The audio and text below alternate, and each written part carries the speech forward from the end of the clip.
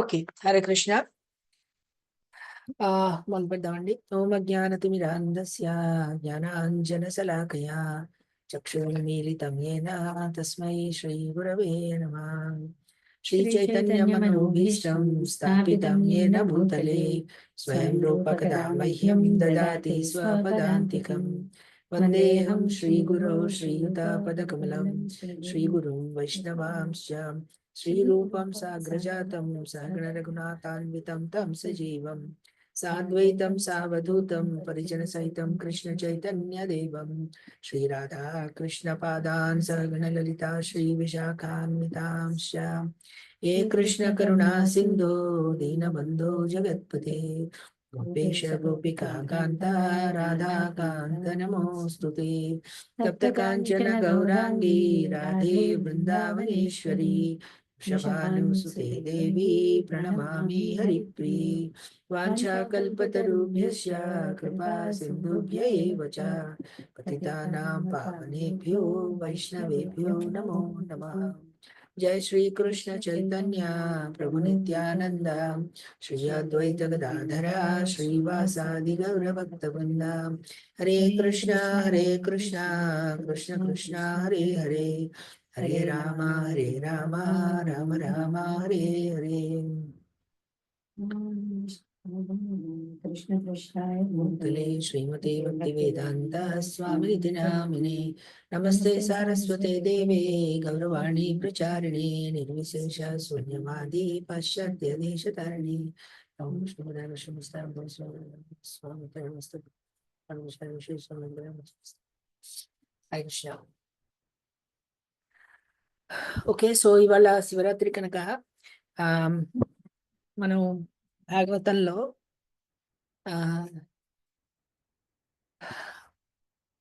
శివుడి గురించి ఏవైతే చర్చ ఉందో వాటి గురించి కొన్ని డీటెయిల్స్ తీసుకుని మనం ఇవాళ చదువుతామండి. ఓం నమో భగవతే వాసుదేవాయ. ఓం నమో భగవతే వాసుదేవాయ. ఓం నమో భగవతే వాసుదేవాయ. నారాయణం నమస్కృత్య నరం చైవ నరోత్తమం దేవీం సరస్వతీం వ్యాసం తతో జయముదీరయే.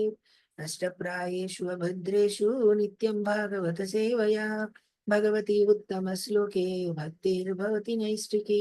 కృష్ణాయ వాసుదేవాయ దేవకీ నందనాయ చ నందగోపకుమారాయ గోవిందాయ నమో నమః. హరే కృష్ణ. సో అండి, ఇవాళ చాలా విశేషమైన దినం అండి. ఇవాళ మహాశివరాత్రి, చాలా స్పెషల్ రోజు అండి. సో మనం అందరం కూడా ఈశ్వరుణ్ణి అంటే శివుడిని మనం ప్రార్థిస్తాము, నమస్కరిస్తాము. తర్వాత మనం ఇప్పుడు అనేక రకమైన పూజలు, వ్రతాలు, నోవులు అవన్నీ కూడా చేస్తుంటాం అన్నమాట. సో ఇప్పుడు తలుపు వేసేసేసి. సో ఇప్పుడు మొదటి విషయం ఏంటి అంటే, శివుడు మనం ఎప్పుడు ఏం చెప్పుకుంటూ వస్తున్నాము, ఇప్పుడు కృష్ణ భక్తి అనేదే జీవితానికి లక్ష్యము అనేది మనం మళ్ళీ మళ్ళీ అదే చెప్పుకుంటూ వస్తున్నాం. సో ఇప్పుడు ఎప్పుడైతే మనకి ఇలాంటి పర్వదినాలు వస్తాయో, తర్వాత ఎప్పుడైతే ఇలాగా శివుడి గురించి, మిగతా వాళ్ళ గురించి డిస్కషన్ వస్తుందో మనం ఎలా అర్థం చేసుకోవాలి అన్నది మనం ప్రయత్నిద్దామండి, అర్థం చేసుకోవడానికి ప్రయత్నిద్దాం. భాగవతం ఏం చెప్తుందో చూద్దామండి. సో ఫస్ట్ మొట్టమొదటి మనం ఎవరినైనా ప్రార్థించే ముందు మనం తెలుసుకోవాలి, ఎవరిని ప్రార్థిస్తున్నాం, వాళ్ళు ఎవరు అనేది మనం తెలుసుకోవడానికి ప్రయత్నించాలి ఏమండి. అయితే శివుడు ఎవరు అన్న విషయానికి వస్తే,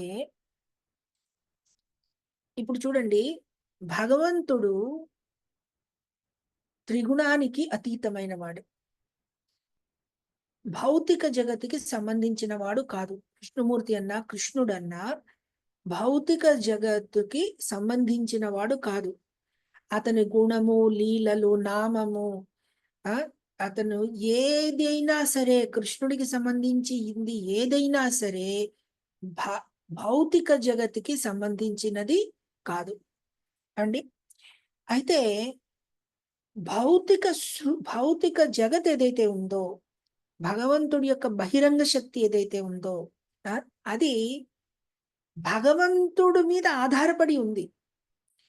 భగవంతుడి యొక్క సపోర్ట్ లేకుండా భౌతిక శక్తి నడవదు, పనిచేయలేదు. భగవత్ శక్తి కానీ భ- ఆ, భగ కానీ భగవంతుడి కంటే వేరే అని చెప్పారనమాట. సో ఈ భౌతిక జగత్తుని ఎలా పోషిస్తాడు, ఎలా సృష్టి స్థితి లయలు ఎలా జరగాలి అన్న విషయానికి రావాలి అంటే, అక్కడ భగవంతుడు అంటే కృష్ణుడు స్వయంగా భౌతిక జగత్తుని ముట్టుకోడు అనమాట. ఎప్పుడూ కూడా విష్ణుమూర్తి కృష్ణుడు భౌతిక జగత్తుని ముట్టుకోడు. ఆ భౌతిక ఇప్పుడు అలా అయితే మరి భౌతిక జగత్తుని బహిరంగ శక్తి అని కూడా అన్నారు కదండి. ఎవరైతే పార్వతీదేవి అన్నమాట. పార్వతీదేవి భగవంతుడి యొక్క బహిరంగ శక్తి. ఓకే, మాయాశక్తి అనుకోండి, ఛాయాశక్తి అనుకోండి, బహిరంగ శక్తి అనుకోండి అండి. భగవంతుడి యొక్క బహిరంగ శక్తి. అలాగే అంతరంగ శక్తి ఎవరండి? శ్రీమతి రాధారాణి అండి. సో భగవంతుడు ఎప్పుడు బహిరంగ శక్తిని ముట్టుకోడు.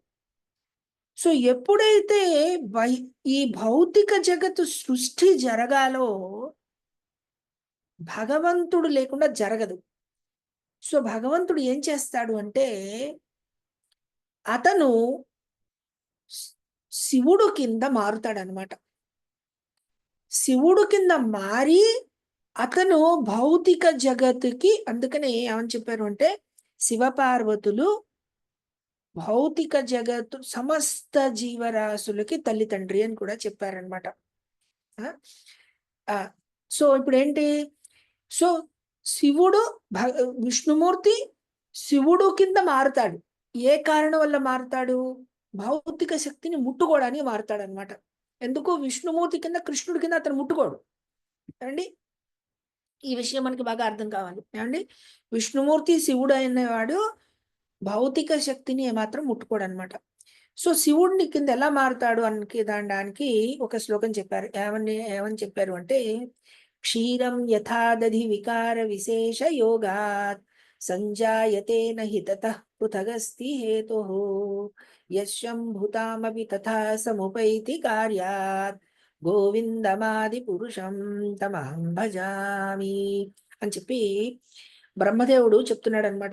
ఏమిటి అంటే, ఎలాగైతే క్షీరం అంటే పాలు, యథా దధి అంటే పెరుగు, ఎలా అయితే పాలు పెరుగు కింద మారుతుంది, ఎలా మారుతుంది? వికార విశేష యోగ, ఒక దాంట్లో ఒక వికారం వస్తుంది అంటే, పాలల్లో ఒక వికారం రావడం వల్ల అది దధి కింద మారుతుంది అనమాట. అలాగే సంజాయతే నహి తథ పృథగస్తి హేతు సంభుతామపి తథా సముపైతి కార్యాత్. ఈ భౌతిక జగత్తులో విష్ణుమూర్తి భౌతిక జగత్తులో సంహారం అనే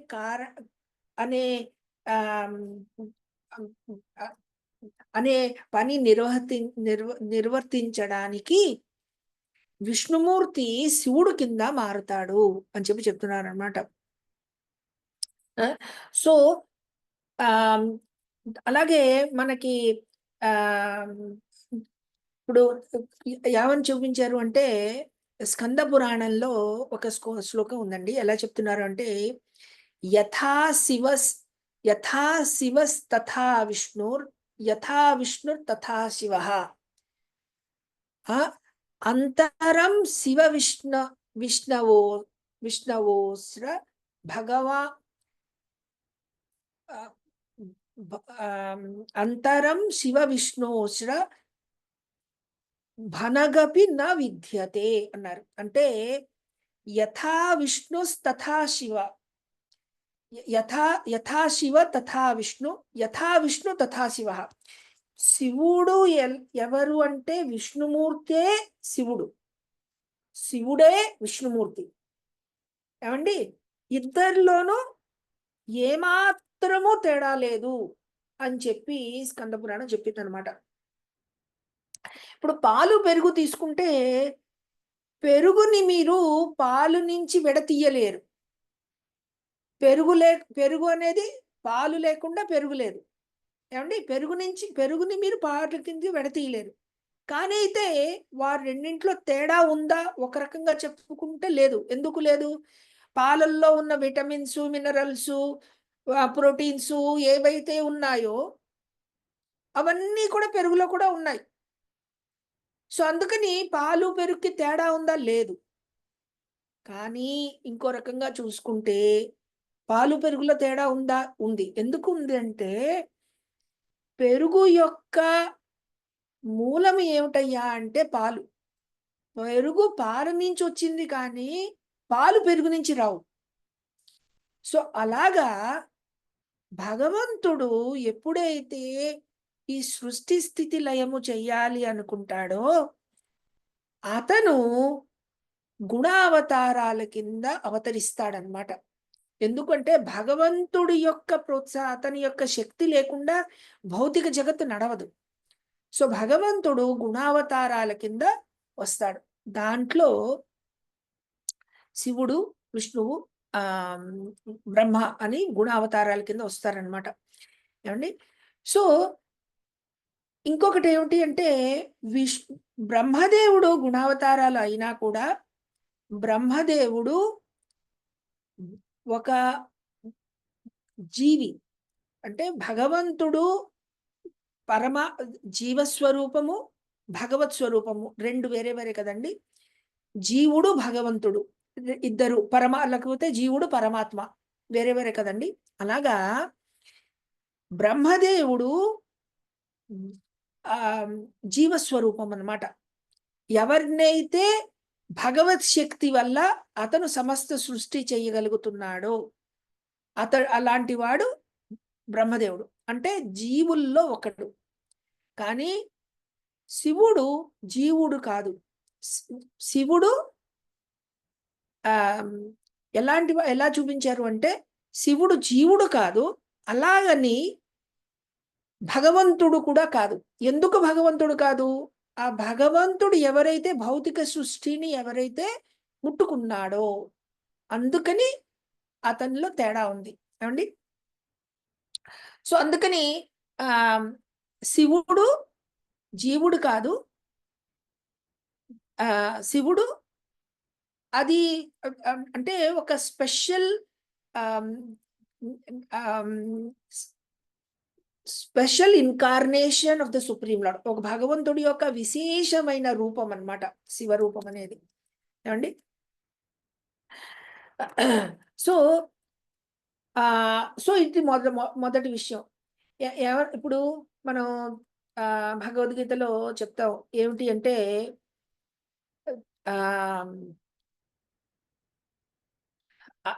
ఇప్పుడు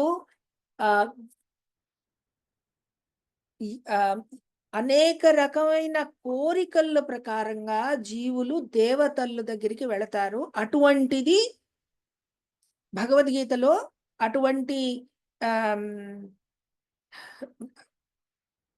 శ్లోకం ఏంటి ఉండండి. ఇప్పుడు ఎవరైతే దేవతలని భగవంతుడు కంటే భిన్నంగా చూసి అతని దగ్గరికి వాళ్ళ దగ్గరికి ఎవరైతే వెళతారో అటువంటి వాళ్ళని అపహృత చేతసాం అన్నారు. అంటే ఎవరి తెలివితేటలైతే అపహరించబడేయో అటువంటి వాళ్ళు అల్పమేధస. అల్పమేధస. స్టార్టింగ్ ఏంటి శ్లోకానికి?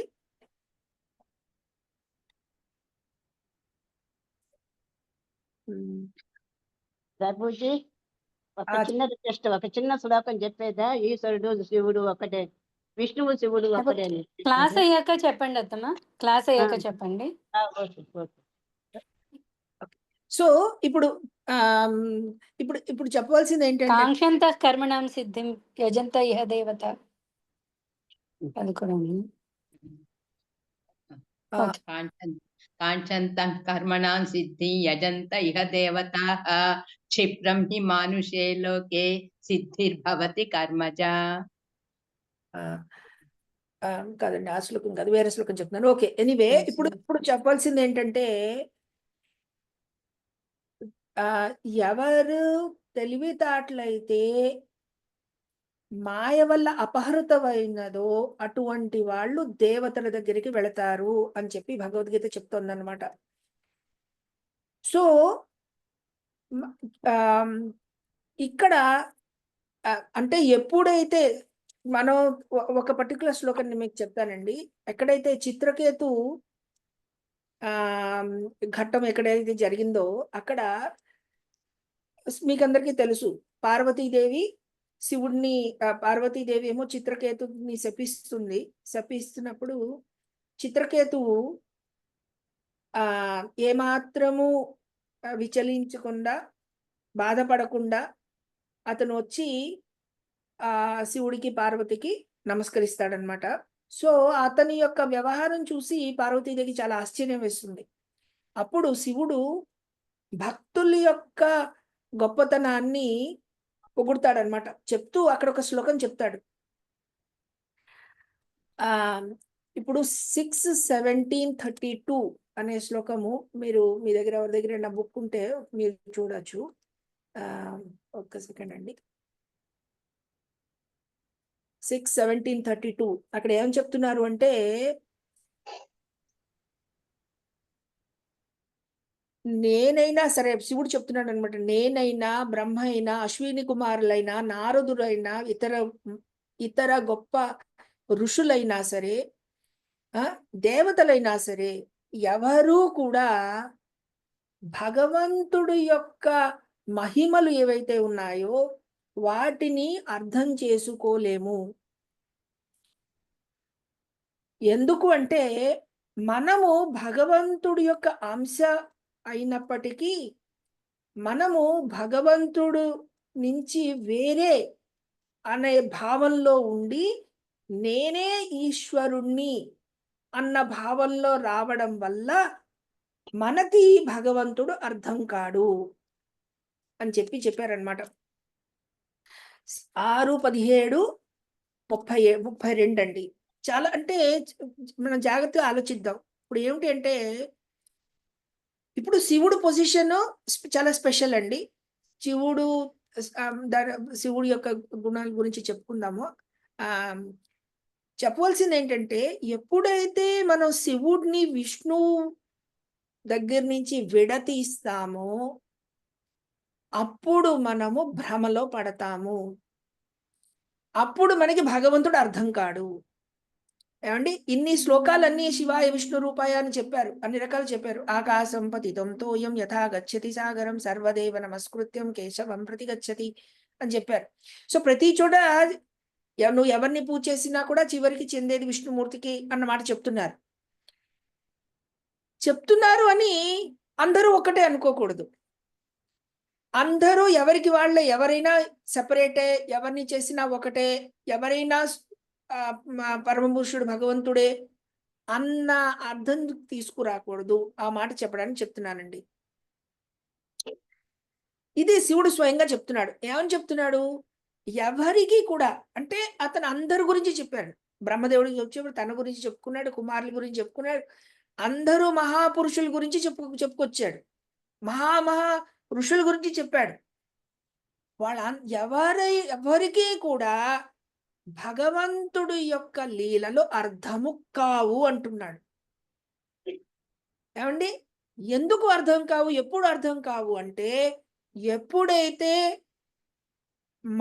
మనల్ని భగవంతుడు దగ్గర నుంచి వేరు తీస్తామో, ఎప్పుడైతే నువ్వు శివుణ్ణి విష్ణువు దగ్గర నుంచి వేరు తీస్తావో నీకు ఏ సత్యమో అర్థం కాదు. ఎప్పుడైతే నువ్వు శివుడు భగవంతుడి యొక్క అంశ కింద నువ్వు అర్థం చేసుకుంటావో అప్పుడే నువ్వు ఉన్నది ఉన్నట్టు కింద చూడడానికి ప్రయత్నిస్తున్నాం. ఏమండి? అప్పుడు నీకు సత్యము కొంచెం కొంచెంగా అర్థమవుతుంది అని చెప్తున్నాడు అనమాట. ఈ విషయం అర్థమైందా అండి? సో ఆ మనం ఎప్పుడూ కూడా శివుడిని ఎలా అర్థం చేసుకోవాలి? విష్ణుమూర్తి ఈ భౌతిక జగత్తులో ఒక కార్యము కోసమని శివరూపాన్ని ధరించాడు. అతను విష్ణువు లేకుండా శివుడు ఉండడం అనేది అసాధ్యము, కుదరదు. ఏమండి? ఎప్పుడైతే ఈ శ్లోకాలన్నీ చెప్పుకుంటున్నాం, శివస్య హృదయం విష్ణు విష్ణుశ్చ హృదయం శివ అని చెప్పారు. యథాంతరం పశ్యామి తథా మే స్వస్తిరాయుషు అని చెప్పుకుంటూ వస్తారన్నమాట శ్లోకాలు. ఏమండి? శివాయ విష్ణు రూపాయ శివ రూపాయ విష్ణవే అన్నారు. ఈ శ్లోకాలన్నీ ఎప్పుడైతే మనం చెప్పుకుంటున్నామో మనం ఏమర్థం చేసుకోవాలి అంటే, శివుడు విష్ణువు కంటే వేరే కాదు. వేరే చూసి శివుడే సమస్తము, దేవాధిదేవుడు అని కనుక మనం అర్థం చేసుకుంటే మనము తప్పు అర్థం చేసుకున్నాము. ఏమండి? అప్పుడు ఏమవుతుంది? భగవత్ లీల మనకు అర్థం కాదు. అయితే ఎలా అర్థం చేసుకోవాలయ్యా? శివుడు విష్ణుమూర్తి శివరూప ధరించాడు. విష్ణువు లేకుండా శివుడు యొక్క అస్తిత్వము లేదు. పాలు లేకుండా పెరుగు రాదండి మీకు.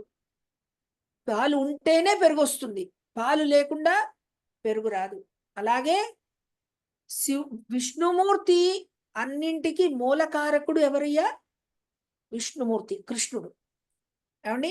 ఏమని చెప్పారు? ఈశ్వర పరమ కృష్ణ సచ్చిదానంద విగ్రహ అనాదిరాదిర్ గోవింద సర్వకారణ కారణం. ఏమని చెప్పారు? సర్వకారణ కారణం అన్నాడు. అన్ని కారణాలకి కారకుడు ఎవరయ్యా అంటే కృష్ణుడు. ఏమండి? ఆ విషయాన్ని మనం గుర్తుపెట్టుకోవాలన్నమాట. అంటే భౌతిక జగత్తులో ఏం జరిగినా కూడా, చిన్మయ జగత్తులో, ఆధ్యాత్మిక జగత్తులో ఏం జరిగినా కూడా అన్నింటికి, అన్ని కారణాలకి మూలకారకుడు ఎవరయ్యా అంటే కృష్ణుడు, విష్ణుమూర్తి. ఈ విషయం మనం అర్థం చేసుకోవాలి. చెప్తూ ఇంకో మాట చెప్తున్నాడు. ఏమని చెప్తున్నాడు? ఎప్పుడైతే మీరు అక్కడే అదే సీక్వెన్స్ లో తీసుకుంటే అక్కడ చెప్తున్నాడు, ఏమని చెప్తున్నాడు అంటే 7:40 ఇప్పుడు అక్కడ భాగవతంలో మీరు ఎక్కడ ఈ సముద్ర మంథనంలో ఎప్పుడైతే హాలాహలం వస్తుందో, హాలాహలాన్ని శివుడు తీసుకుంటున్నాడు అనమాట. తీసుకుంటున్నప్పుడు అప్పుడు చెప్తున్నాడు, ఏమని చెప్తున్నాడు అంటే, ఓ పార్వతి, ఎవరైతే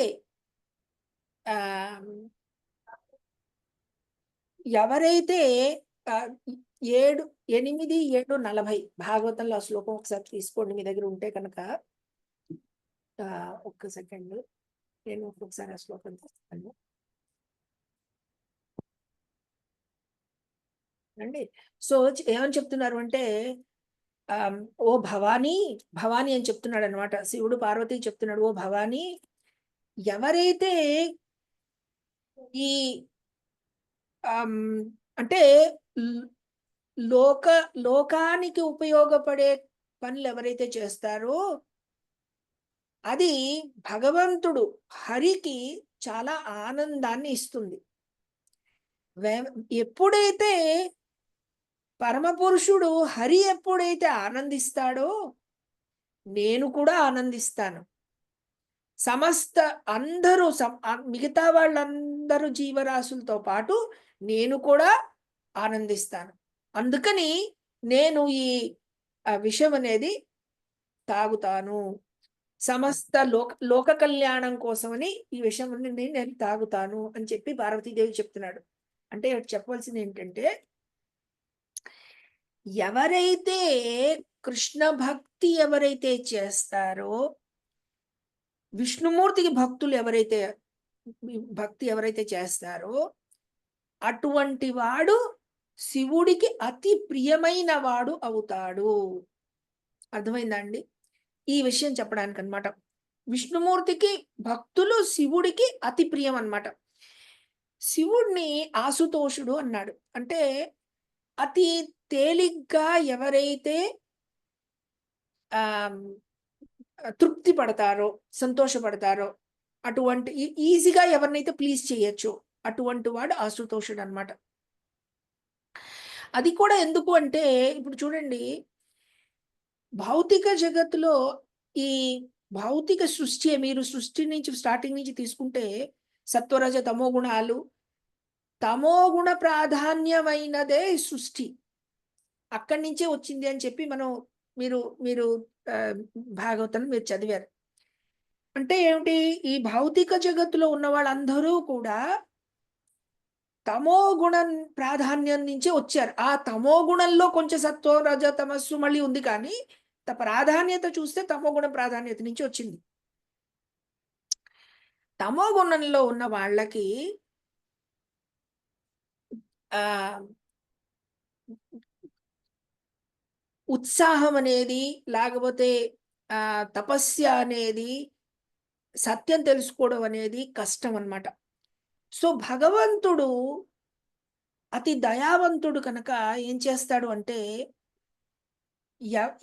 ఎటువంటి అర్హత లేకపోయినా కొంచెమైనా ఎవరైతే తపస్సు చేస్తాడో, ముందుకొస్తాడో, స్మరిస్తాడో వాళ్ళందరినీ ప్రోత్సహించడానికి అతను కొన్ని ఆశీర్వదిస్తుంటాడు అన్నమాట. అలాగా ఎవరైనా కొంచెం అలాంటి రూపం అనేది శివరూపం అన్నమాట, ఆశుతోష రూపం. కొంచెమైనా సరే ఎవరైతే భగవంతుడికి సేవిస్తారో, లేకపోతే భగవంతుడు అంటే ఇప్పుడు తపస్సు చేస్తారో, లేకపోతే కొంచెం ఈ పూజా పునస్కారాలు చేస్తారో, అలాంటి చేస్తారో శివుడిని చాలా తొందరగా సంతోషపెట్టచ్చు అనమాట. ఏమండి? సో కానీ అయితే శివుడు ఏం చేస్తాడు అంటే, వచ్చిన ప్రతివాడు వాడి అర్హత ప్రకారంగా వాళ్ళకి బెనిడిక్షన్స్,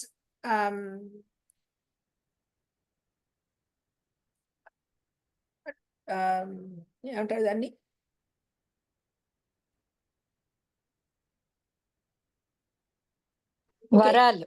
వరాలు బెనిడిక్షన్స్ ఇస్తాడు. వాళ్ళ యొక్క అర్హత ప్రకారంగా వరాలు ఇస్తాడు.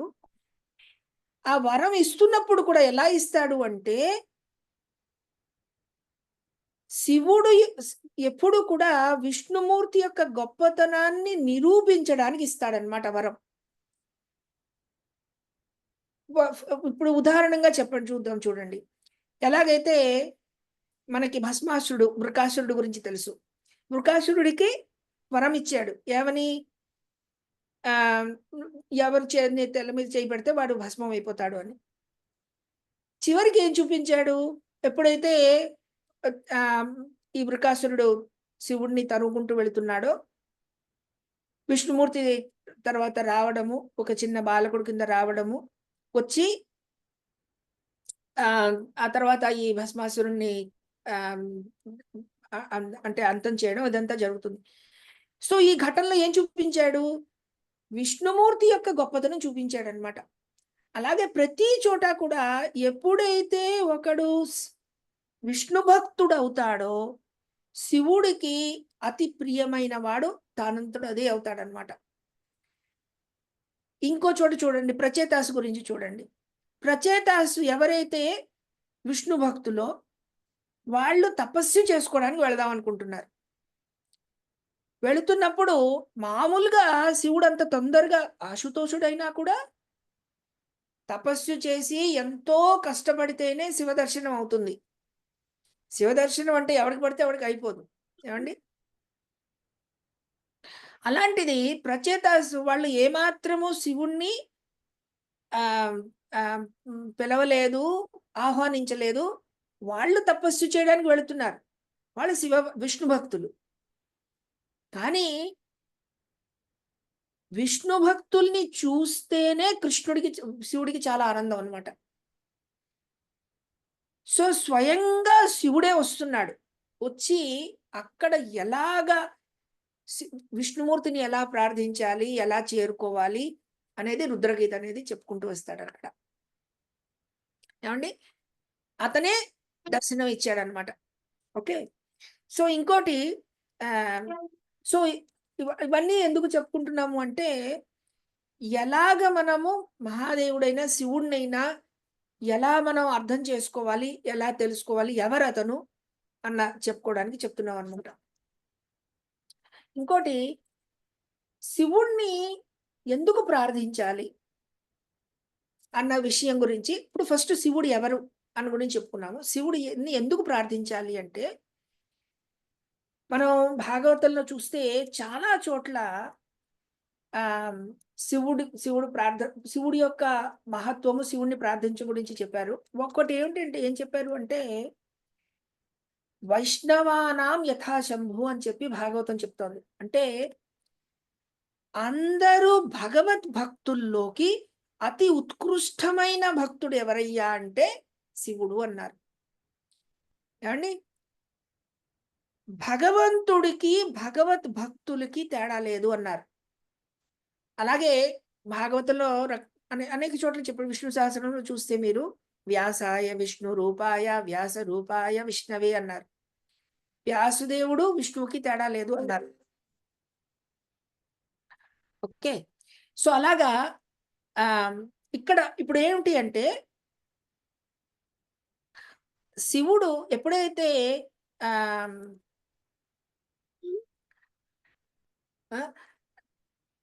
ఇప్పుడు ఏమని చెప్పారు అంటే,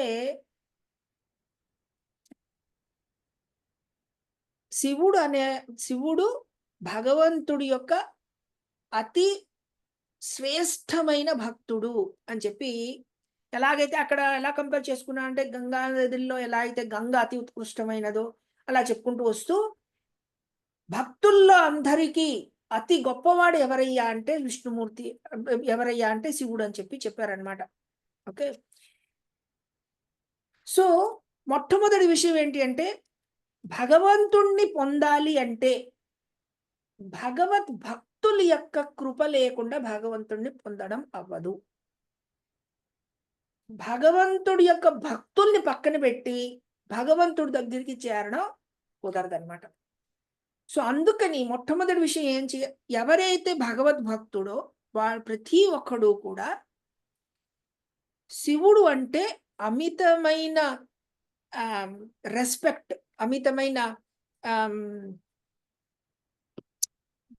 అంటే రెవరెన్స్, అంటే రెస్పెక్ట్ అనేది ఉంటుందన్నమాట. ఎవరైతే విష్ణు భక్తుడో ప్రతి ఒక్కడు కూడా శివుడు అంటే విపరీతమైన భక్తి ఉంటుంది, విపరీతమైన గౌరవం ఉంటుందన్నమాట. అది మొదటి విషయం. తర్వాత శివుడు ఇప్పుడు భక్తులకి చాలా చోట్ల తన యొక్క, ఇప్పుడు చూడండి భాగవతం చెప్పుకోవడం ఎలా వచ్చింది అని చెప్పడానికి ఒక రకంగా చెప్పారు. ఏమని చెప్పారు అంటే, పార్వతీదేవికి శివుడు చెప్తున్నాడు అన్నమాట భాగవతం.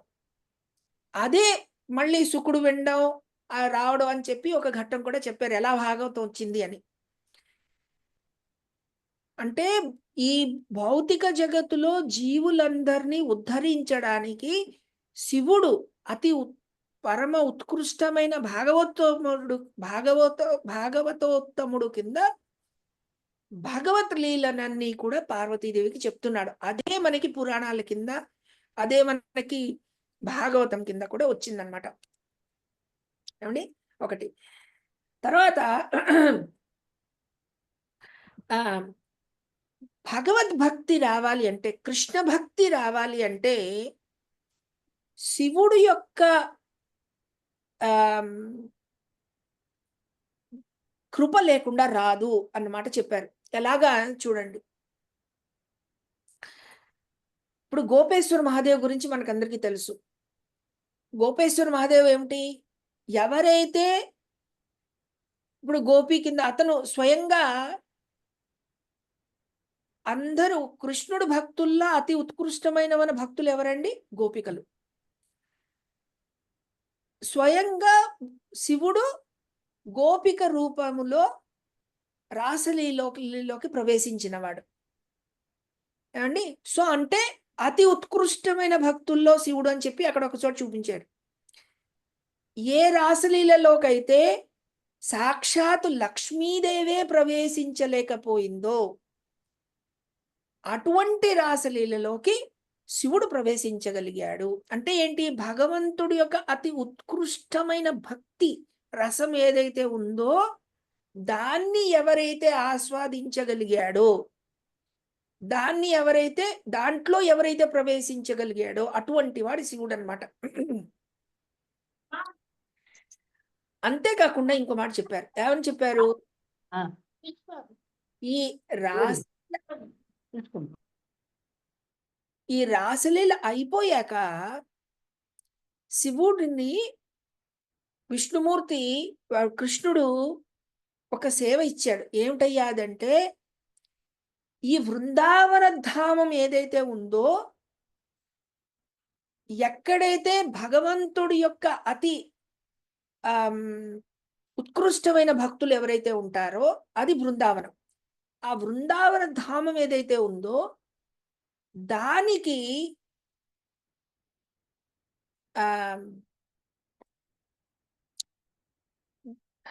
ఏమన్నారు, బృందావన ధామానికి ఎంటర్ అవ్వడానికి శివుడు పర్మిషన్ ఉంటేనే ఎంటర్ అవడం అవుతుంది ఏమండి. ఆ ధామానికి గాడ్ అన్నమాట శివుడు. సో శివుడు పర్మిషన్ లేకుండా బృందావనంలోకి ఎంటర్ అవ్వడం అవ్వదు. రాసలీలలోకి అంటే రాసలీల అతి ఉత్కృష్టం, అంత చాలా గొప్పది అనుకోండి, అంత లెవెల్కి మనం ఆలోచించక్కర్లేదు. బృందావనంలోకి వెళ్ళాలి అంటే శివుడు యొక్క అనుగ్రహం లేకుండా బృందావనంలోకి ఎవడు ఎంటర్ అవ్వలేరు అన్నమాట చెప్తున్నారనమాట. అంటే ఎవరైతే శివుణ్ణి తక్కువ కింద చూస్తారో, పక్కన పెట్టేస్తారో అటువంటి వాళ్ళు భగవంతుడి యొక్క మహిమని అర్థం చేసుకోలేడు అని చెప్పి చెప్తున్నారు. తర్వాత శివుడు అనేక రకమైన ఉదాహరణలు చూపించాడు. ఎలాగా అయితే ఎప్పుడైతే కృష్ణుడు యశోదాదేవి దగ్గర ఉన్నాడో, చిన్న పిల్లాడు, అప్పుడు శివుడు ధ్యానం చేస్తున్నప్పుడు అతనికి నా స్వామి ఇక్కడ అవతరించాడు, కృష్ణుడు అవతరించాడు, నేను కృష్ణుడు ఆ సుందరమైన కృష్ణుడిని చూడాలి అనే భావంతో బృందావనం వస్తాడనమాట. వచ్చినప్పుడు ఎప్పుడు ఫస్ట్ మామూలుగా ఒక బ్రాహ్మణుడు వేషంలో వద్దామని అనుకుంటాడు. ఎప్పుడైతే బృందావనంలో ఆ మట్టిని ఎప్పుడైతే ముట్టుకుంటాడో అతని యొక్క నిజ రూపాన్ని ఆపుకోలేకపోతాడనమాట. సో మళ్ళీ తన యొక్క శివుడు నిజ రూపానికి వస్తాడు. శివుని నిజ రూపం అంటే ఏంటండి? జటాజూటం, పావులు, ఒళ్ళంతా భస్మం పూసుకుని అలాంటి రూపానికి వచ్చేస్తాడు. వచ్చి యశోదాదేవి వాళ్ళ ఇంటి దగ్గరికి వచ్చి అక్కడ చెప్తాడనమాట, అమ్మ భిక్షాందేహి అంటే. యశోదాదేవి శివుడి యొక్క ఈ రూపం చూసి, చాలా మంది వేషాలు వేసుకునే వాళ్ళు వస్తారు కదండి, శివ రూపంలో వేషం వేసుకుంటూ వస్తూ ఉంటారు. ఆవిడ ఏమనుకుంటుందంటే అలాగే వేషం వేసుకుని వచ్చాడు ఎవరో అనుకుంటుంది. నిజంగా శివుడు అని తెలియదు ఆవిడికి. సో ఆవిడ శివుడు ఈ చిన్నపిల్లాడు భయపడతాడు, మీ యొక్క ఈ ఘోరమైన రూపం చూస్తే భయపడతారు, సో మేము మీకు నేను పిల్లాన్ని చూపించలేను అని చెప్తుంది అనమాట.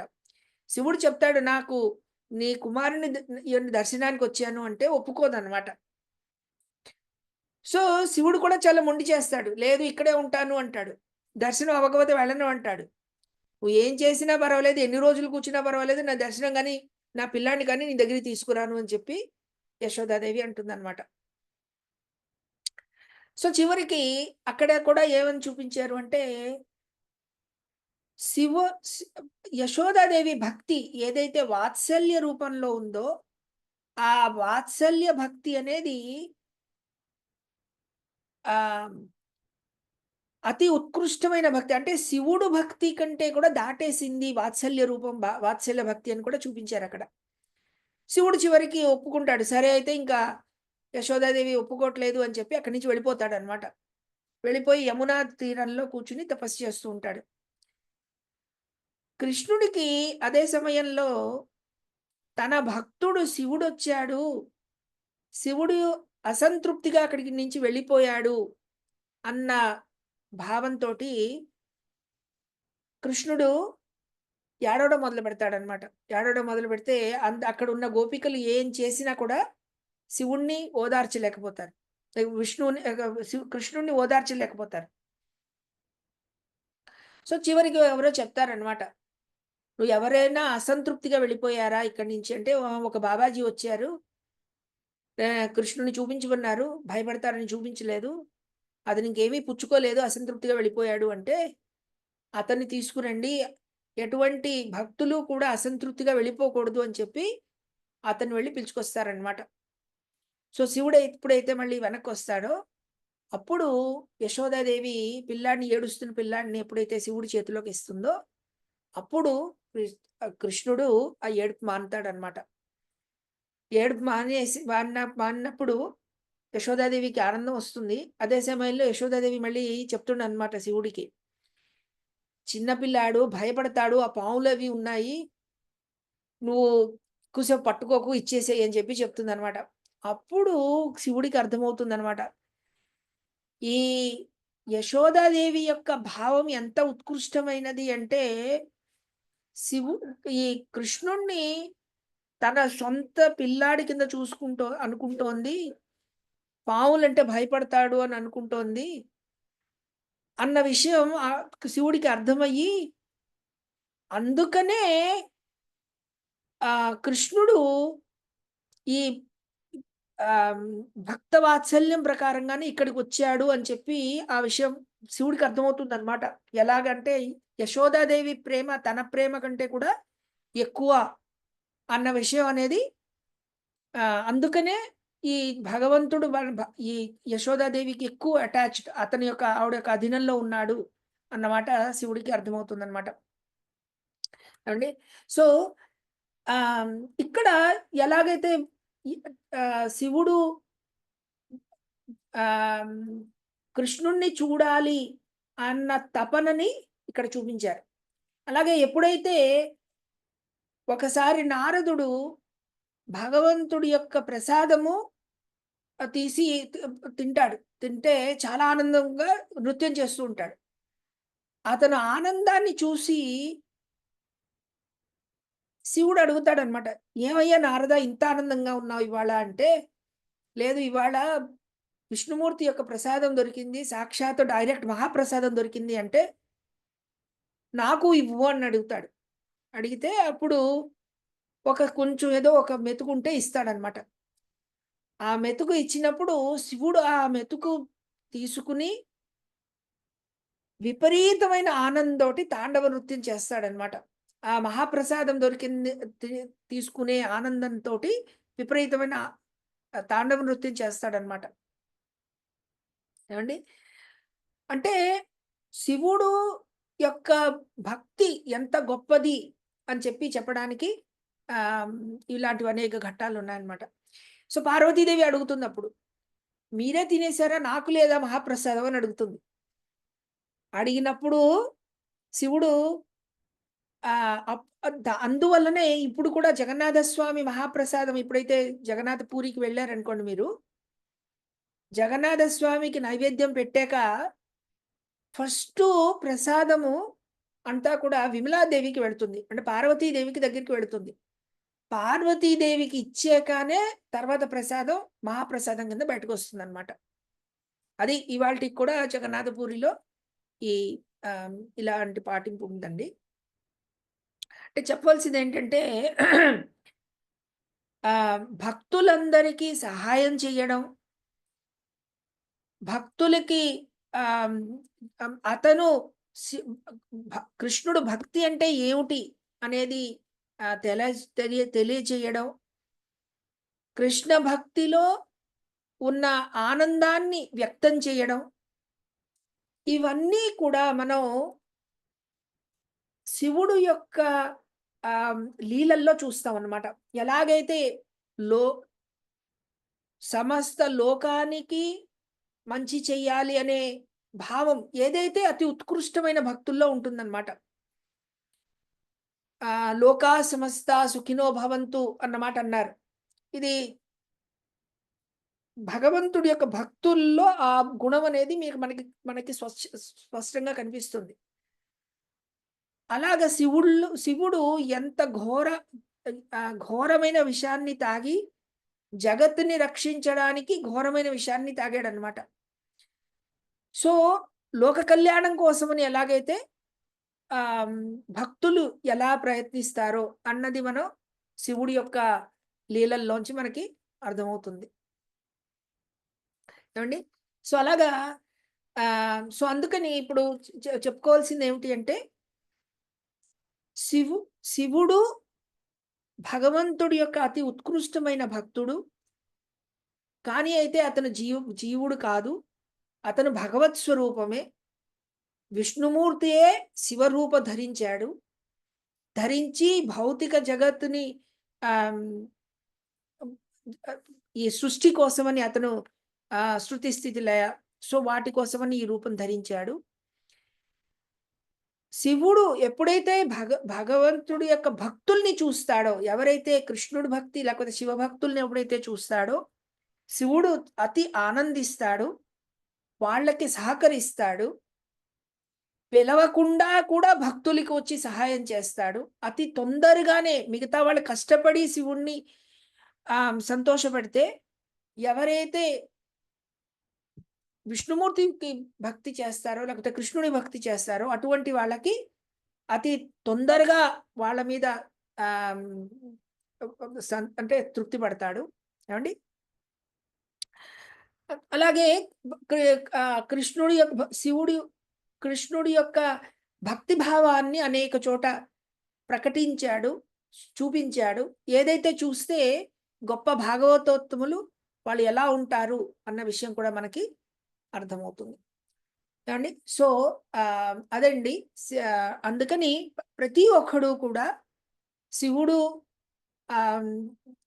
అంటే మనం హృదయపూర్వకంగా నమస్కరించి పూజించి కృష్ణ భక్తి కావాలి, కృష్ణ భక్తి కోసం అని మనం కోరుకోవాలి ఏమండి. సో అది అక్కడికి ఆపేద్దాము. ఏదైనా పాయింట్ డిస్కషన్ ఏదైనా ఉంటే చెప్పండి. చాలా బాగా చెప్పారండి ప్రభుజీ, బాగా అర్థమయ్యేటట్టు బాగా శివుడు విష్ణుడికి బాగా చెప్పారు. కాదంటే అదే ఒక శ్లోకం ఉండాలి, చెప్పమంటే చెప్తాను. చెప్పండి. జై శ్రీకృష్ణ పరమాత్మ జై. ఓంకారం పరబ్రహ్మ పరశివ సదాశివ ఈశ్వర పరమేశ్వర ఓం నమో శివాయ, ఓం నమో భగవతే రుద్రాయ, ఓం నమో నారాయణాయ, ఓం నమో చతుర్ముఖ బ్రహ్మదేవాయ, శివాయ విష్ణురూపాయ శివరూపాయ విష్ణవే, శివస్య హృదయం శివహోం విష్ణోష్ట హృదయం శివహోం, ఏతత్ నామాక్షరం సదాశివః ఏకమేవ ద్వితీయం బ్రహ్మ ప్రాప్తి. ఓం అదే మీరు చెప్పిన శివుడు హృదయంలో విష్ణుడు ఉంటాడు, విష్ణుడు హృదయంలో శివుడు ఉంటాడు, ఇద్దరు ఒకటేగా కొలవాలి చెప్తారు.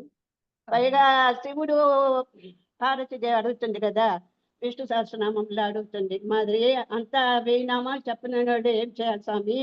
అందరూ ఉద్యోగాలు పోయే వాళ్ళు ఉంటారు, వంటలు చేసుకునే వాళ్ళు ఉంటారు, బిడ్డలతో అన్ని ఇబ్బందిగా ఉండేవాళ్ళు ఉంటారు. అంటే ఈ ఈశ్వరువాచ శ్రీరామ రామ రామేతి రమే రామే మనోరమే సహస్రనామ తత్తుల్యం రామనామ వరానినే. ఆ నామము 3 సార్లు చెప్పుకుంటే 1000 నామాల కన్నా మించిన సమానము. కాబట్టి అది చెప్పుకోవచ్చు అని ఆయన కూడా, శివుడు కూడా ఎప్పుడు రామనామాన్నే జపిస్తూ ఉంటాడంట. అదే మరి విష్ణు వచ్చి పంచాక్షరి మంత్రం ఓం నమ శివాయ అనేసి జపిస్తా ఉంటాడంట ఆయన దగ్గరికి పోతే. కాబట్టి మనము ఆ, ఈశ్వరుడి దగ్గర పోయినప్పుడు విష్ణువుని తలుచుకుంటే మంచి ఫలితం అంట. ఇద్దరిని ఒకటిగా చూస్తా ఉంటారు మనల్ని అనేసి ఆయన మంచి ఫలితం ఇస్తాడంట. అదే మరి వెంకటేశ్వరులు విష్ణువు దగ్గరికి పోయినప్పుడు మనం శివుని తలుచుకుంటే కూడా ఓం నమ శివాయ మంత్రం చెప్పుకుంటే కూడా ఆయనకు సంతోషం అవుతుందంట. ఇద్దరిని మనల్ని ఒకటిగా చూస్తా ఉంటారు వీళ్ళు అనేసి విన్న వరాలు ఇస్తాడనేసి విన్నాను. అది మీరు చెప్పింది కూడా అదే. బాగుందండి, చక్కగా చెప్పారు. ఒక విషయం కానీ ఇక్కడ అన్ని చోట్ల మనం విషయం కరెక్ట్ గా అర్థం చేసుకోవాలండి. తేడా లేదు అని చెప్పారు, కానీ తేడా ఉంది అని చెప్పారు. పెరుగు పాలల్లోంచి తేడా లేదు, కానీ పాలు లేకుండా పెరుగు రాదు. అలాగే విష్ణుమూర్తి అన్నింటికి మూలకారకుడు. త్రిగుణాతీతుడు ఎవరయ్యా అంటే విష్ణుమూర్తి మాత్రమే. సో ముక్తి కావాలి అంటే ఎవరినయ్యా కోరుకోవాలి? విష్ణుమూర్తి మాత్రమే. ఎవరిని ప్రార్థిస్తే నీకు ముక్తి వస్తుందయ్యా అంటే విష్ణుమూర్తి మాత్రమే. మొత్తం అన్ని చెప్పి చివరికి ఏం చెప్పాడు కృష్ణుడు? ఏం చెప్పాడు చివరిలోకి? సర్వదేవం. ఇప్పుడు చూడండి, అన్ని చోట్ల చెప్పి ఏం చెప్పారు? సర్వదేవం నమస్కృత్యం కేశవం ప్రతిగచ్చతి అన్నారు, కానీ ఎక్కడ ఏ దేవతలైనా ఒకటి అని చెప్పట్లేదు. అక్కడ అన్నింటికి మూలకారకుడు కృష్ణుడు అన్నాడు. అన్ని చివరికి చేరేది వాడికి అంటున్నారు. అలాగే భగవంతుడు చివరిలోకి భగవద్గీతలో ఏం చెప్పాడండి? సర్వధర్మాన్ పరిత్యజ్య మాం ఏకం శరణం వ్రజ అంటున్నాడు. ఎక్కడ డౌట్ పెట్టలేదు. మాం ఏకం శరణం వ్రజ, నాన్ను మాత్రమే శరణం పొందు అంటున్నాడు. మామేవ ఏ మాయాయేతాం పరంతితే మామేవ ఏ ప్రపద్యంతే మాయామేతాం తరంతితే అంటున్నాడు.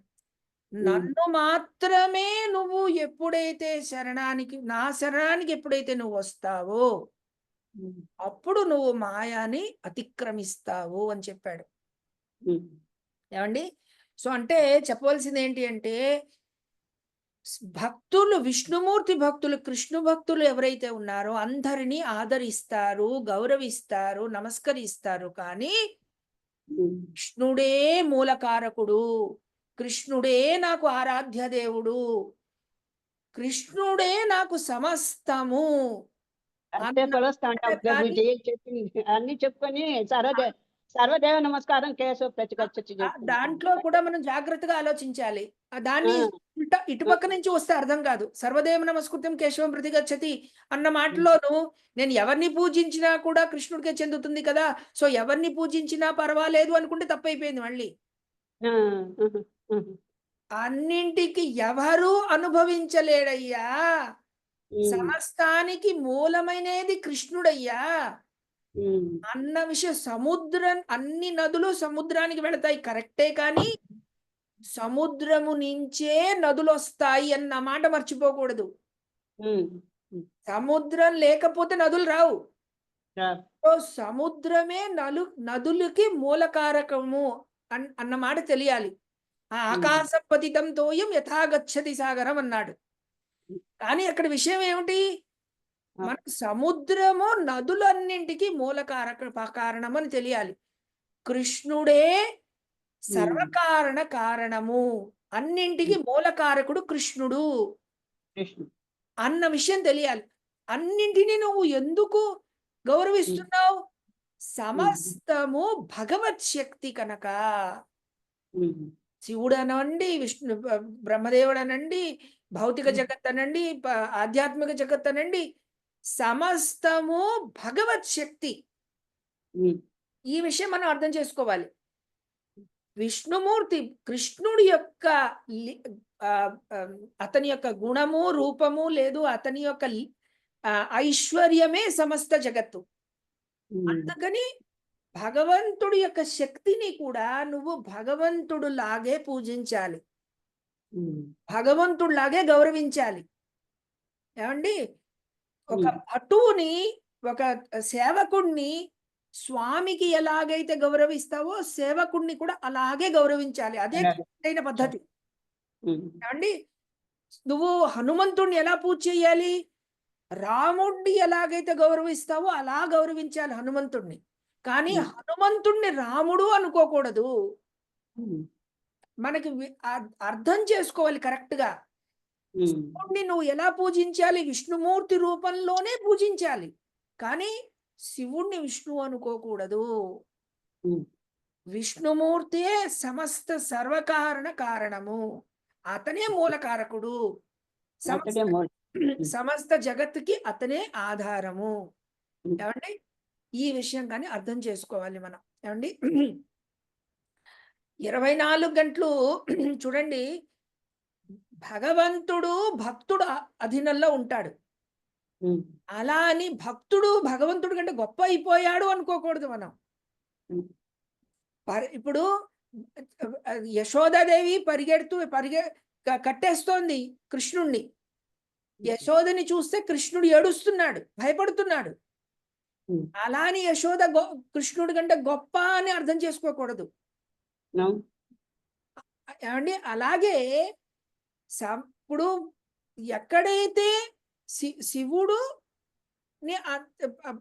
విష్ణుమూర్తి శివుణ్ణి విడతీయకూడదు, కానీ శివుడే విష్ణుమూర్తి అన్న విషయం కానీ అలా అనుకోకూడదు. ఏమండి, సో ఆ విషయం కానీ అర్థం చేసుకోవాలి. భగవత్ భక్తులు, ఇంకో మాట అండి, భగవత్ భక్తులకి భగవంతుడికి తేడా లేదు అన్న మాట కూడా చెప్పారు.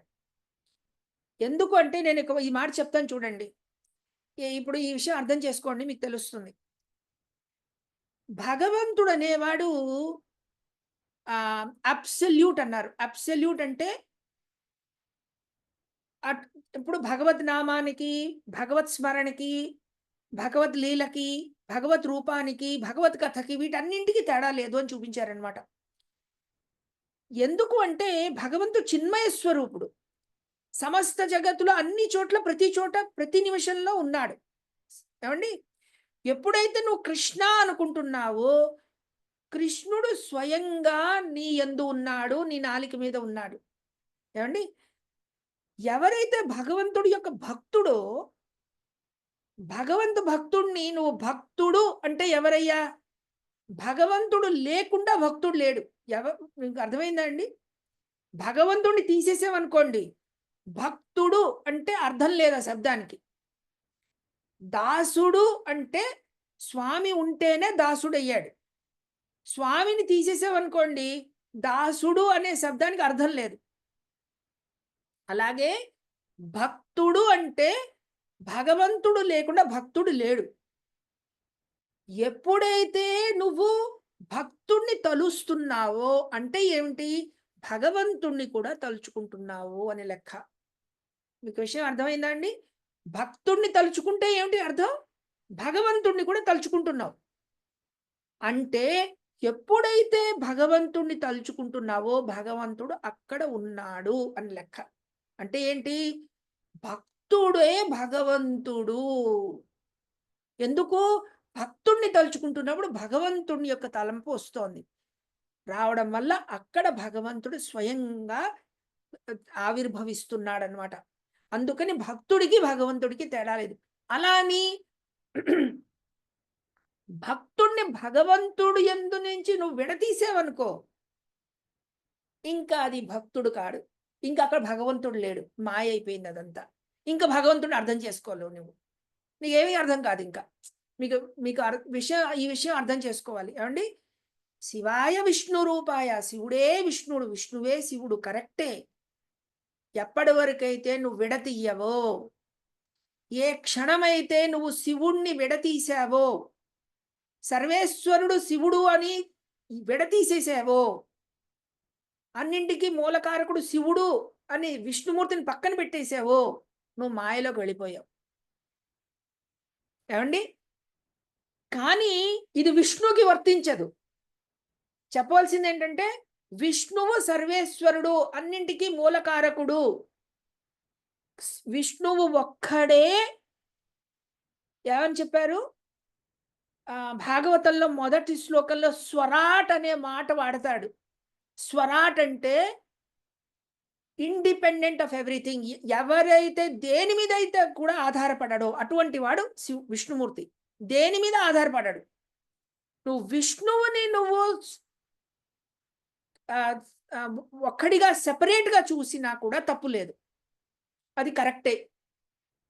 కానీ వేరే ఎవరిని కూడా నువ్వు విడితేసి చూడలేవు, చూడకూడదు. చూసావో నువ్వు మాయలోకి వెళ్ళిపోతావు. ఎందుకంటే విష్ణువు లేకుండా ఏ సమస్త జగత్తు ఎక్కడ ఏది ఉండదు, సృష్టి ఉండదు, దేవతలు ఉండరు, ఎవరు ఉండరు. విష్ణు లేకపోతే ఇంకేం లేదు. సో విష్ణువు నుంచి జగత్తుని విడతీయలేవు, దేవతల్ని విడతీయలేవు, ఎవరిని విడతీయలేవు. విడతీసావో నువ్వు మాయలోకి వెళ్ళిపోతున్నావు. ఏమండి? సో కానీ అయితే నువ్వు ఎప్పుడైతే భక్తుల్ని చూస్తావో భగవత్ సమానం అని చెప్పి ప్రార్థిస్తావు, నువ్వు పూజిస్తావు. భక్తుల్ని ఎలా పూజిస్తావు? భగవంతుడితో సమానంగా పూజిస్తావు. ఏమండి? శివుడిని ఎలా పూజిస్తావు? విష్ణుమూర్తి సమానంగా పూజిస్తున్నావు. ఏమండి? కానీ అయితే వాళ్ళు వేరే కాదు. ఇది బాగా అది ఈ సటిల్ పాయింట్ అనేది అర్థం చేసుకోవాలి. ఎందుకు? విష్ణుమూర్తి త్రిగుణాతీతుడు. విష్ణుమూర్తి మాత్రమే త్రిగుణాతీతుడు. శివుడు కూడా భౌతిక జగత్తుని ముట్టుకున్నవాడు. మీకు చెప్పింది ఫస్ట్ లో అదే చెప్పుకున్నావు, అర్థమైందండి? విష్ణుమూర్తి మాత్రమే త్రిగుణాతీతుడు.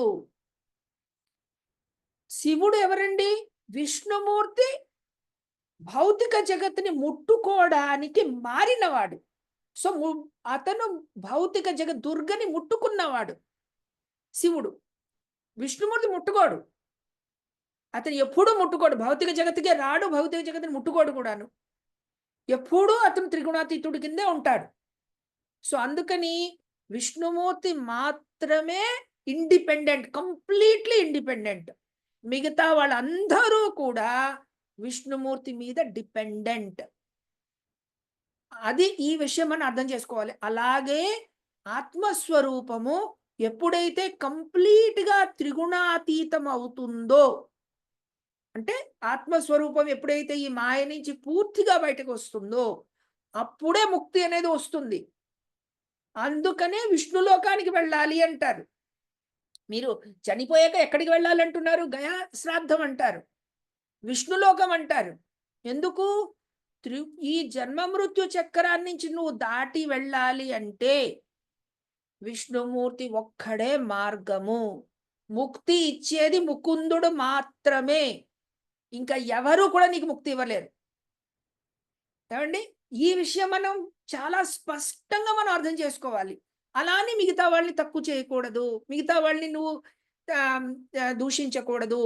ఎందుకు దూషించావు అంటే కృష్ణుడి యొక్క లీల నీకు అర్థం కావట్లేదు. భగవత్ శక్తిని దూషిస్తున్నావు నువ్వు. భగవత్ శక్తిని దూషించి భగవంతుడి ప్రీతిని మీకు పొందదు, అది కుదరదు. మీకు పాయింట్ మీకు అర్థమైందండి? Is it clear? Any questions from anybody?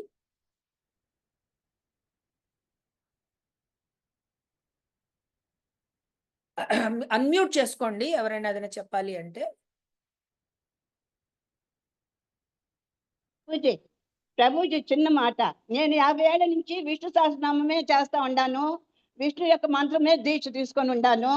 కృష్ణుడు అంటే ఇప్పుడు భాగవతం 4 ఏళ్ళగా కృష్ణుడిని కొలుస్తా ఉండ, నామాన్ని మాల చేస్తా ఉండాను.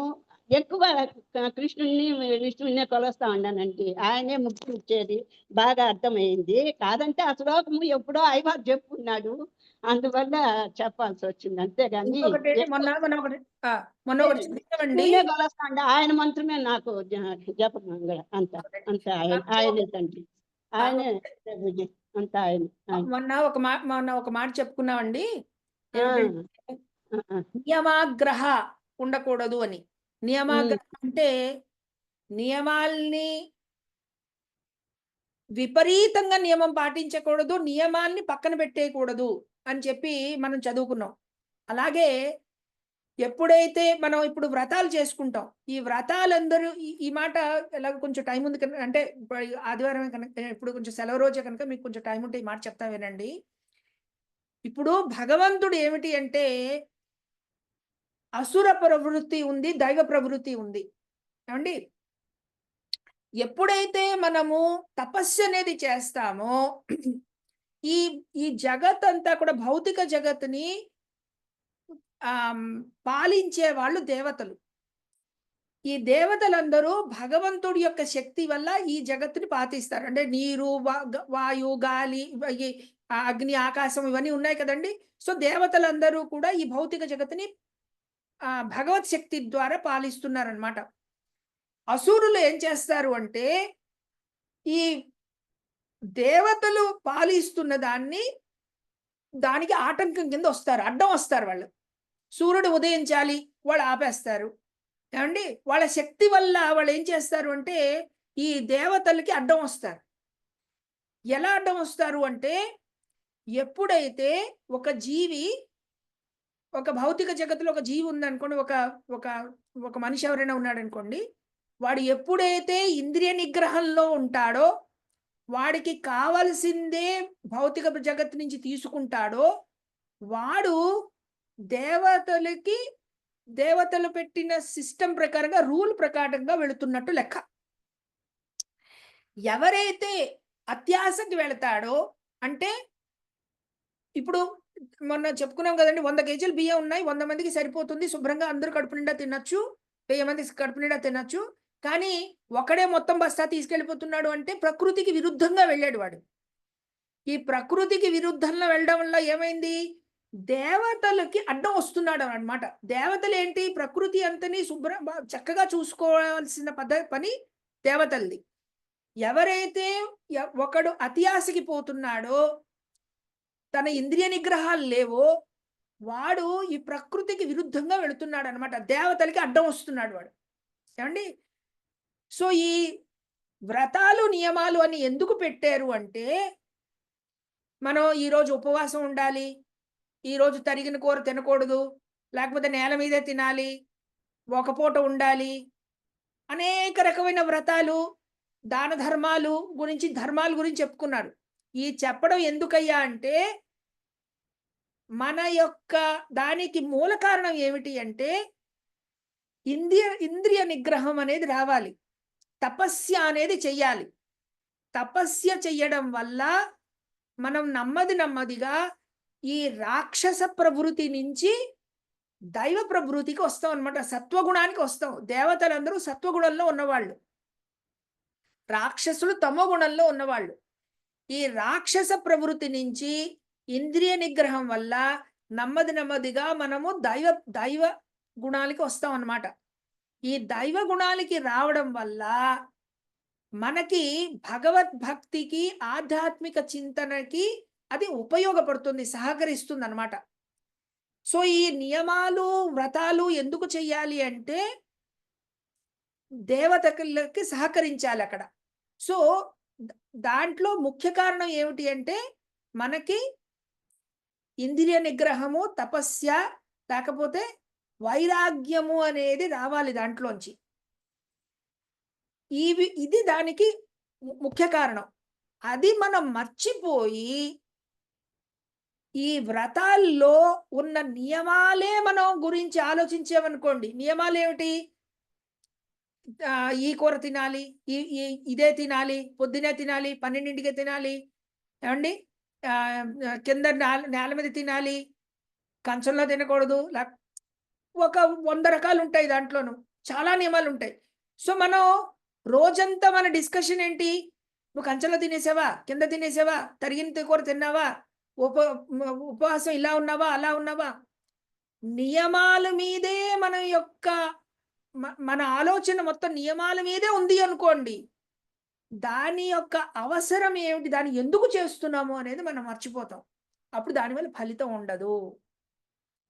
ముఖ్యమైన విషయం ఎందుకు చేస్తున్నాము అన్న విషయం తెలుసుకోవాలి, అది ముఖ్యమైన కారణం. అలా అని నియమాలన్నీ పక్కన పెట్టేయకూడదు. ఉపవాసం అక్కర్లేదు, ఏమి అక్కర్లేదు, వీటి వల్ల ఏం ఫలితం లేదు, అలా అని నియమాలు కూడా పక్కన పెట్టేయకూడదు. సో నియమాలు పాటించాలి, కానీ ఏ ఉద్దేశంతో పాటించాలో అది అర్థం చేసుకుని దాని అనుకూలంగా నియమాలన్నీ పాటించాలి అన్న పాయింట్ చెప్పారు. సో నేను ఇదంతా ఎందుకు చెప్పాను అంటే, అలాగే మనం ఎప్పుడైతే పూజలు చేస్తామో లేకపోతే ఈ ఉపవాసాలు ఉంటామో అన్నింటప్పుడు మనం గుర్తుపెట్టుకోవాల్సింది ఏంటి అంటే ప్రతిదీ కూడా మనకి చివరికి కృష్ణ భక్తి ఇవ్వడానికి. మనం శివుణ్ణి ఎందుకు పూజిస్తామయ్యా? కృష్ణ భక్తి ఇవ్వు స్వామి, నాలో పవిత్రత నా హృదయం పవిత్రం అవ్వాలి, నాకు కృష్ణ భక్తి కలగాలి, అందుకని శివుణ్ణి ప్రార్థిస్తాం. భక్తులకి ఎందుకు సేవిస్తాం? కృష్ణ భక్తి రావాలి అని. ఏమండి, ఏ సేవ అయినా సరే, ఏ పనైనా సరే, ఏ నియమమైనా సరే, ఉద్దేశ్యం ఒకటే, కృష్ణుడు ఆనందించాలి, కృష్ణ ప్రీతి కోసం చెయ్యాలి. అది మాత్రమే ఉద్దేశ్యం. ఆ ఉద్దేశంతో మిగతావన్నీ చెయ్యాలి. ఏమండి, అందుకని ఉత్తి నియమాలు, విపరీతమైన నియమాలు ఒకటే కూడా పాటించడం వల్ల లాభం లేదు. అవి మనకి భక్తికి అడ్డం వస్తాయి అని చెప్పి మనం ఒక శ్లోకంలో, రూపగోస్వామి చెప్పిన శ్లోకంలో చెప్పుకున్నాం అనమాట. సో అది కూడా ఇవాళ కూడా ఉపవాసం ఉంటారు, అనేక పనులు చేసుకుంటారు, అన్ని అంత బాగుంటుంది, మంచిదే. కానీ అర్థం చేసుకోవాలి, ఎందుకు అంటే శివుణ్ణి ఎందుకయ్యా పూజిస్తున్నాము? వైష్ణవానాం యథాశంభు, అతి ఉత్కృష్టమైన, అందరికంటే గొప్ప వైష్ణవుడు, గొప్ప భక్తుడు. ఎవరిని పూజిస్తే అయితే మనకి కృష్ణ భక్తి వస్తుందో, కృష్ణుడు ఆనందిస్తాడో, భక్తుల్ని పూజిస్తే యాక్చువల్లీ కృష్ణుడు ఎక్కువ ఆనందిస్తాడు. కృష్ణుని పూజించడం కంటే భక్తుల్ని పూజిస్తే ఇంకా ఎక్కువ ఆనందిస్తాడు. సో ఎప్పుడైతే శివుడిని మనం ఆరాధిస్తాము, లేదు కృష్ణుడు నామం చేస్తే శివుడు ఆనందిస్తాడు. సో అలా మనం ఆ విషయాన్ని మనం అర్థం చేసుకోవాలి. Okay, so I stop there. ఏమండి, ఎనీ క్వశ్చన్స్ ఫ్రమ్ ఎవరికైనా? ఎనీ క్వశ్చన్స్ అండి? అంటే చెప్పింది అర్థమైందండి? అంటే ఇవాళ శివరాత్రి చాలా బాగా చెప్పారు, బాగా చెప్పారు. చాలా బాగా అర్థమైంది పూజ, చాలా బాగా. మూలం చెట్టు అంటే అన్ని దేవతలు కొమ్మలు రమ్మలన్నీ, అయినా మూలానికే మనం నీరు వేయాలి. మూలం కృష్ణుడు. అది అది ఎవరైతే యాక్చువల్లీ ఈ విషయాన్ని అర్థం చేసుకున్నాడో వాడు మూలానికి మాత్రమే నీళ్లు పోస్తాడు. విషయం అర్థం చేసుకోండి. అందరినీ ఆదరిస్తాడు, చెట్టు, కాయ, పండు, పువ్వుని ఆదరిస్తాడు, కానీ నీళ్ళు ఎక్కడ పోస్తాడు? మూలానికి మాత్రమే పోస్తాడు. ప్రతి ఆకుకి వెళ్ళి, ప్రతి కొమ్మకి, ప్రతి పువ్వుకి నీళ్లు పోయాడు. పోయవలసిన అవసరం లేదు అని వాడికి అర్థమైంది. కృష్ణుడు పూజ ఎవడైతే చేస్తాడో సమస్త దేవతలు దాంట్లో ఆనందిస్తారు, వాళ్ళు తృప్తి పడతారనమాట. ఆ విషయం అనేది మనకి గాఢంగా అర్థం కావాలి. అవునండి. అదే ఇంకా పాలు, పెరుగు ఎగ్జాంపుల్ చెప్పినారు సార్. అదే మరి చెట్టులో కూడా వస్తుందిగా, చెట్టు నుంచి కొమ్మలు వస్తాయి కానీ కొమ్మ నుంచి చెట్టు రాదు. అట్లా సెట్ కాదు, పాలు పెరుగు సెట్ అయినట్టు ఇది రాదులే. అవును సార్, ఓకే. ఎంతైనా ఆచార్యులు ఇచ్చిన ఎగ్జాంపుల్స్, శాస్త్రం ఇచ్చిన ఎగ్జాంపుల్స్ అలా ట్రై చేస్తాను సార్, అర్థమైంది బాగా. అవునండి. ఇంకే ఎనీ అదర్ టాపిక్ డిస్కషన్ కి?